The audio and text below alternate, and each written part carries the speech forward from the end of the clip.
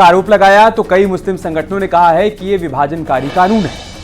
लेकिन सरकार विपक्ष के एक एक भ्रम से पर्दा उठा रही है ताकि सीएए के नाम पर भड़काऊ गैंग एक्टिव ना हो सके। दरअसल विपक्षी नेता सीएए को मुस्लिमों के खिलाफ बता रहे हैं, तो सरकार का कहना है कि कानून मुस्लिम विरोधी नहीं है।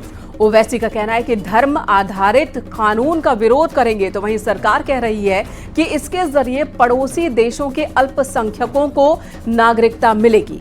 वही विपक्षी पार्टियां पूछ रही हैं कि आखिर चुनाव के वक्त सीएए क्यों लाया गया, तो अमित शाह ये कह रहे हैं कि जो कहा वो हमने करके दिखाया। यानी एक तरफ सीएए के खिलाफ सियासत हो रही है, दूसरी तरफ बीजेपी कार्यकर्ता जश्न मना रहे हैं। इसी पर आपको एक रिपोर्ट दिखाएंगे।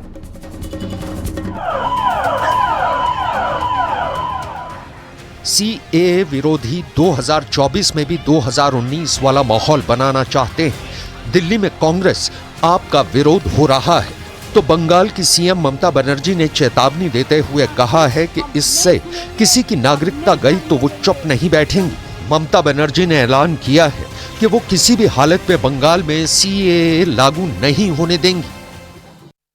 हमने कहा था हम सीएए लाएंगे। आजादी के वक्त से कांग्रेस पार्टी और हमारे संविधान निर्माताओं का वादा था कि बांग्लादेश, अफगानिस्तान और पाकिस्तान से जो शरणार्थी आएंगे, जो वहां की प्रताड़ना झेल कर आएंगे, उसको हम नागरिकता देंगे। मगर तुष्टीकरण की, वोट बैंक की राजनीति के कारण कांग्रेस पार्टी इसका विरोध करती थी। नरेंद्र मोदी जी ने हिंदू, बौद्ध, जैन, ये सारे सिख, ये सारे लोगों को नागरिकता देकर उनका सम्मान करने का काम नरेंद्र मोदी जी ने किया। कल से इस देश में आया हुआ हर एक शरणार्थी मेरे और आपके जितना ही अधिकारी है। सीएए विरोधी अब भी वही बातें कर रहे हैं जो 2019 में कही जा रही थी, और मुसलमानों को डर दिखाया जा रहा था कि इस कानून के आने से उनकी नागरिकता छिन सकती है। तब अफवाह फैलाई गई थी कि सीएए कानून के जरिए मुस्लिमों की नागरिकता छीनी जाएगी, जबकि ये कानून नागरिकता छीनने को लेकर नहीं, नागरिकता देने के लिए है। हैदराबाद से असदुद्दीन ओवैसी भड़काने में लगे हैं। असदुद्दीन ओवैसी ने तो सड़क पर उतरने की चेतावनी भी दे दी है। वहीं केरल ने भी ऐलान कर दिया है कि वो सीएए को लागू होने नहीं देंगे। ये धर्म के नाम पे डिस्क्रिमिनेट करना इंसानों को, ये आज़ाद हिंदुस्तान की तारीख में पहली बार ऐसा हुआ है कि ऐसा कानून बना है। हमें कानून में कोई दिक्कत नहीं है, सिर्फ दिक्कत इस बात में है कि धर्म के आधार पे इंसानों को मत बांटो। जिनको अपमानित किया गया था उनको सम्मान देने का कानून है, लेकिन विपक्ष के लोग इसको राजनीति से जोड़कर देख रहे हैं, इसको इलेक्शन से जोड़कर देख रहे हैं। आपके तो एक ही चश्मा चढ़ा हुआ है, आपको तुष्टीकरण की राजनीति करनी है। हमें सबका साथ, सबका विकास, सबका विश्वास और सबके प्रयास से देश को आगे ले जाना है, विकसित भारत बनाना है। मोदी विरोधियों का यह दावा है कि इस कानून से खास तौर से मुस्लिमों को निशाना बनाया जा रहा है, जबकि ये कानून प्रताड़ित गैर मुस्लिमों को फायदा पहुंचाने के लिए है। तीसरा विरोध इस बात को लेकर था कि इस कानून के जरिए मुस्लिमों को भारत की नागरिकता क्यों नहीं दी जा रही है, जबकि सच ये है कि पाकिस्तान, अफगानिस्तान और बांग्लादेश में मुस्लिम धार्मिक तौर पर प्रताड़ित नहीं है। बंगाल की सीएम ममता बनर्जी और केरल के सीएम पी विजयन का दावा है कि वो अपने राज्य में इसे लागू नहीं करेंगे, लेकिन संविधान विशेषज्ञों के मुताबिक नागरिकता पर कानून बनाना संघ सूची में आता है, और इस मामले में केंद्र कानून बना लेता है तो उसे राज्य को मानना ही होगा। केंद्र की सूची में आने वाले विषयों पर राज्य सरकारों को फैसले लेने का अधिकार नहीं है।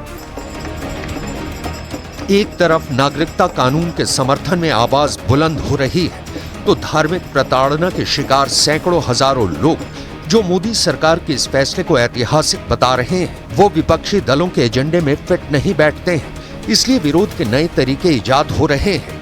विपक्ष के फर्जी आंदोलन की नकाब न उतरे, इसलिए धीरे धीरे इसके खिलाफ माहौल तैयार हो रहा है। लेकिन सरकार ने भी ठाना है कि इस बार 2019 जैसे दंगे फैलाने और भ्रम फैलाने वालों को बख्शा नहीं जाएगा।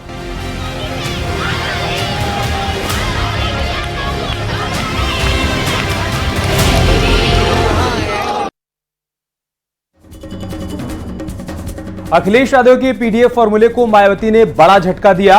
कन्नौज में बीएसपी प्रत्याशी के ऐलान से अब यहां का मुकाबला त्रिकोणीय हो चुका है, क्योंकि अकील अहमद पहले सपा में थे और हाल ही में बीएसपी की सदस्यता उन्होंने ग्रहण की थी, तो दूसरी तरफ बीजेपी ने यहां से सांसद सुब्रत पाठक को प्रत्याशी बनाया है। सपा से अखिलेश यादव के चुनाव लड़ने की संभावनाएं पहले से ही जताई जा रही हैं और अब यह संभावना और प्रबल हो गई है। ऐसे में कन्नौज लोकसभा सीट को जीतने के लिए जातिगत आंकड़े पार्टियों के लिए काफी अहम होने जा रहे हैं। अनुमानित आंकड़ों की बात की जाए तो कन्नौज लोकसभा सीट पर सबसे ज्यादा ब्राह्मण वोटर हैं, जिनकी संख्या लगभग 2.25 लाख है। दूसरे नंबर पर यादव जाति से लगभग 2,70,000 वोटर आते हैं। दलित जाति के करीब 2 लाख वोटर यहां पर हैं।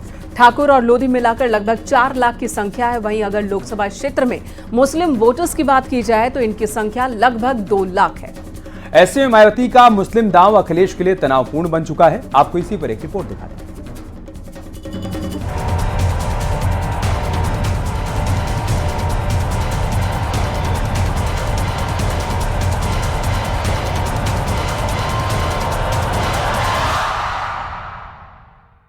उत्तर प्रदेश की सबसे हॉट और वीवीआईपी सीट, जहां अखिलेश यादव का दबदबा है, जहां बीजेपी के सुब्रत पाठक का बोलबाला है, उस सीट पर मायावती ने प्रत्याशी के ऐलान से त्रिकोणीय घमासान छेड़ दिया है। मायावती ने मुस्लिम यादव को साधने के लिए उस चेहरे पर दांव चला है जो अखिलेश के कोर वोटर को साथ लाने के लिए काफी है।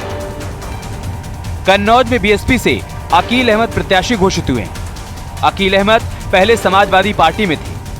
बीजेपी से कन्नौज में सुब्रत पाठक प्रत्याशी हैं। एसपी से अखिलेश यादव कन्नौज से प्रत्याशी संभव है। यानी बीएसपी ने गढ़ में अखिलेश यादव को घेरने की तैयारी कर ली।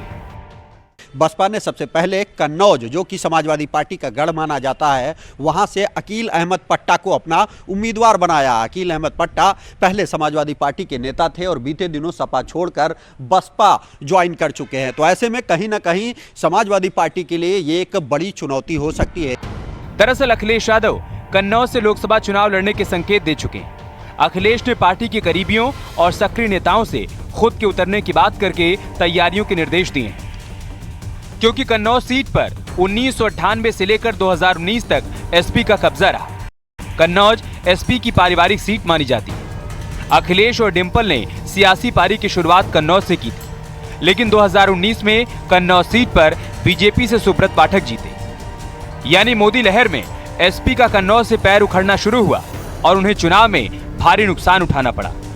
बीजेपी ने कन्नौज से एक बार फिर से सुब्रत पाठक को प्रत्याशी बनाया है, तो उधर मायावती के एक दांव से कन्नौज की लड़ाई त्रिकोणीय हो गई और अखिलेश के पीडीए को भी बड़ा झटका लगा है। अब जनता समझ चुकी है कि कैसे बसपा के नेताओं की सुरक्षा बढ़ाई जा रही है और विपक्ष के नेताओं की सुरक्षा घटाई जा रही है, और कैसे उन लोकसभा क्षेत्रों में मुस्लिम प्रत्याशियों को उतारा जा रहा है जहां से विपक्ष के नेताओं को राजनीतिक नुकसान हो सके, जहां से मुस्लिम प्रत्याशी वोट काट सके और भाजपा जीत सके। जनता भाजपा और बसपा के इस खेल को समझ चुकी है। लोकसभा चुनाव में मायावती अकेले ही चुनाव लड़ने का ऐलान कर चुके हैं। वहीं समाजवादी पार्टी का कांग्रेस से गठबंधन हो। ऐसे में बसपा का मतवाला हाथी अकेले ही सपा की हवा निकालने का काम कर रहा है, जिसकी तस्वीर तब साफ हुई जब मायावती ने कई सीट्स पर मुस्लिम प्रत्याशियों का ऐलान किया। यानी जानकारों की माने तो मायावती सीधे तौर पर अखिलेश यादव के पीडीए को नुकसान पहुंचाने जा रही हैं। Bureau report, news 18।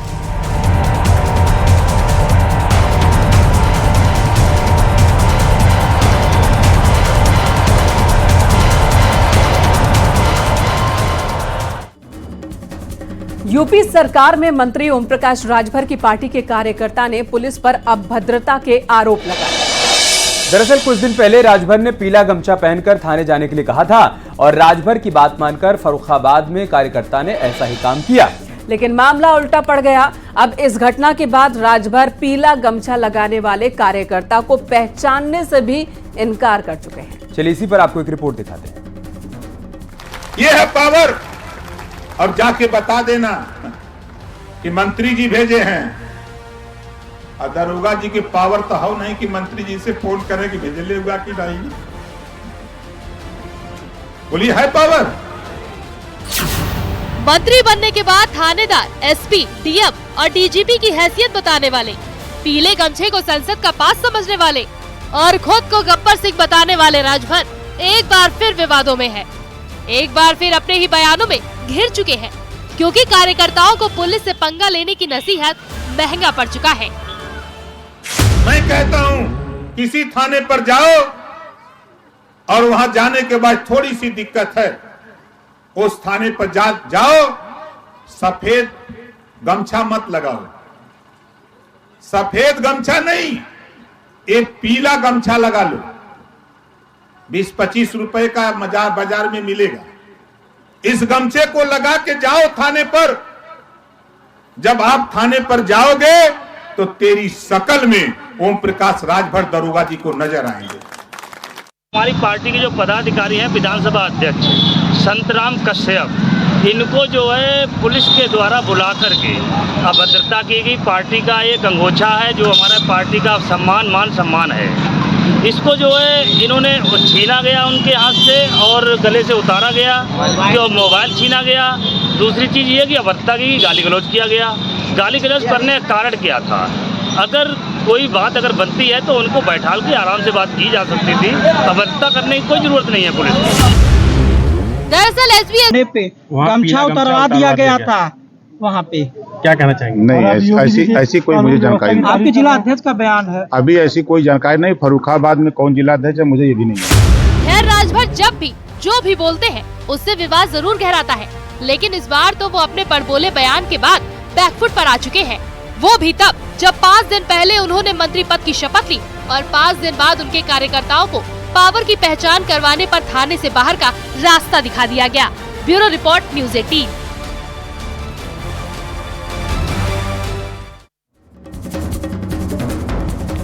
और अब ब्रेक पर जाने से पहले एक जरूरी बात। न्यूज़ 18 उत्तर प्रदेश उत्तराखंड पर कल शाम 6 बजे से लगातार लोकसभा चुनाव पर मेगा ओपिनियन पोल दिखाएंगे।